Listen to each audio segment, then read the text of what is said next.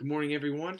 Coming to you with Unit 9, Session 3 video. Today we're going to be looking at Gideon. I love Gideon because I think Gideon is a good reminder to all of us of our weakness and oftentimes our lack of faith, but then even God's use of us despite who we are. And so a couple things I want us to focus on in this story today. First of all, what I love to see is that before God asks Gideon to do anything, he assures him of his presence. Before God asks Gideon to do anything, he assures him of his presence, of God's presence.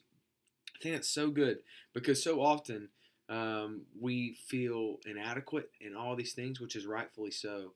But God wants to remind us over and over again that He is the one that's with us. He's going to be with us. And the only way this is going to happen is by Him being present in our life. Him being present in our life. So if we can remind our students of that, is that, look, God calls us to do some great things by sharing the gospel and being bold in our faith and all of this. But He never tells us to do it alone. Throughout the entire Bible, God continually tells us that He is with us. Even His last words to the disciples before He ascended into heaven is, "Lo, I will be with you always until the end of the age." So this question of how does knowing that God is with us, that He is going to be with us, that He's with us before He asks us to do anything, how does that change the way that we live our lives? How does that change the way that we understand? How does that change the way that we live for His glory? So, anyways, second thing I'd like to focus on is Gideon's doubt. I think this is really big for us to talk about because so often I feel like we can, and maybe I want you to be honest with students. I feel like so often teenagers maybe feel like they are worse Christians because of their doubt or things like this, and we know that's not true. Every one of us is, if we're honest, have had times where we've doubted if God was real, if God was going to work in our life. And we see Gideon do this. First he doubts because he is. First he doubts because he just doesn't know if God's working, or like, God, why would you allow this to happen? And God answers him. And then he doubts because of his inadequacy, like all these things that he puts into play, like, God, there's no way you want to use me. There's no way you want to do these things. And so maybe be honest with students and give stories or illustrations of how God has worked inside of your doubt in your life. And then finally, what I want us to focus on is seeing that God exposes our weakness so that He might display His power.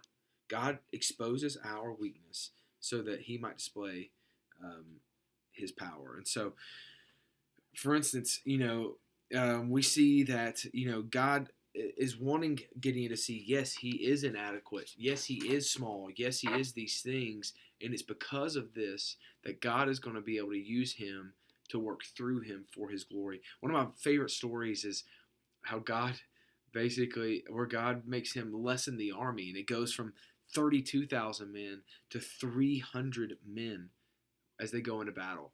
That's incredible. Nobody is taking 300 men into battle and think you're going to win. But God does that so that He might display His might and display His power in the war, in the battle. So look at this. It says, God insisted that His people see their cause as utterly hopeless so that they would recognize that their deliverance could only be explained by God's power and mercy. And this is a great transition to the cross, because what the law does, the law of Moses exposes the fact that we are utterly hopeless. The law tells us that the only way that we might have right standing with God is if we are sinless. And the problem is that we're not. And so because of that, we deserve death because of our sin. We see in our sin and in the law that we on our own are utterly hopeless. But that sets the stage for God to display His great power and His great mercy in our lives by showing us that He Himself died so that we might have life.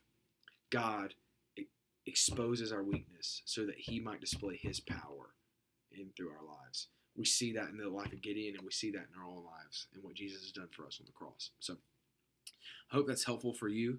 I hope that helps you work through this with students.